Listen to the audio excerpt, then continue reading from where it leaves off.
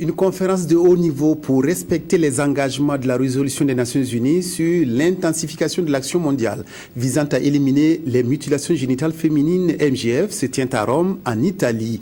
La première dame du Burkina, Chantal Compaoré, qui s'est impliquée dans l'adoption de cette résolution, prend part à cette rencontre internationale. Dès son arrivée à Rome, la première dame a eu des entretiens avec les acteurs de la lutte contre les MGF. Reportage de nos envoyés spéciaux à Rome, Alassane Zeo Salinana. Les mesures prises dans la résolution onusienne 6746 pour intensifier les actions mondiales visant à éliminer les mutilations génitales féminines doivent être respectées. Pour cela, les acteurs de la lutte s'y attellent.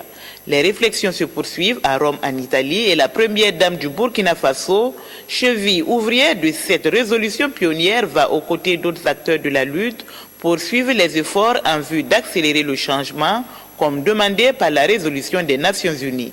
Nous avions estimé donc en tant que UNFPA et avec notre partenaire UNICEF qu'il était important de réunir aujourd'hui donc que ce soit les pays d'Afrique ou les pays du Nord et les pays du Moyen-Orient pour essayer de dégager vraiment des pistes d'action, d'accélération.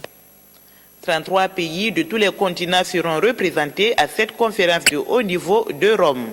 Elle a pour objectif d'assurer que l'engagement politique signalé par l'adoption d'une résolution de l'Assemblée générale des Nations unies est maintenu et amplifié.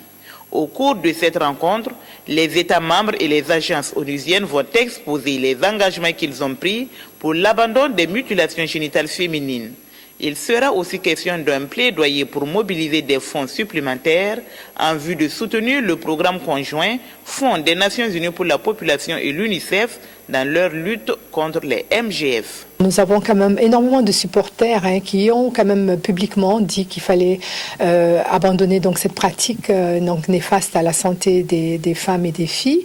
Et donc nous attendons et nous savons que Madame Compaoré sera encore une fois vraiment le porte-parole de toutes ces voix, des voix des femmes, des voix des filles, des voix des ONG, des voix des gouvernements pour encore continuer à galvaniser, n'est-ce pas, la communauté internationale donc sur ce sujet, mais aussi nous souhaiterions qu'elle particulièrement mette l'accent sur la mobilisation des ressources. Le gouvernement italien a beaucoup soutenu la première dame du Burkina Faso dans son combat engagé pour l'abandon des pratiques néfastes et des mutilations génitales féminines. Ambassadrice de bonne volonté du Comité interafricain pour l'abandon des MGF et présidente d'honneur du Comité national de lutte contre la pratique de l'excision, Chantal Compaoré entend poursuivre sa lutte pour mettre fin à cette pratique brutale qui porte atteinte à l'intégrité physique des femmes.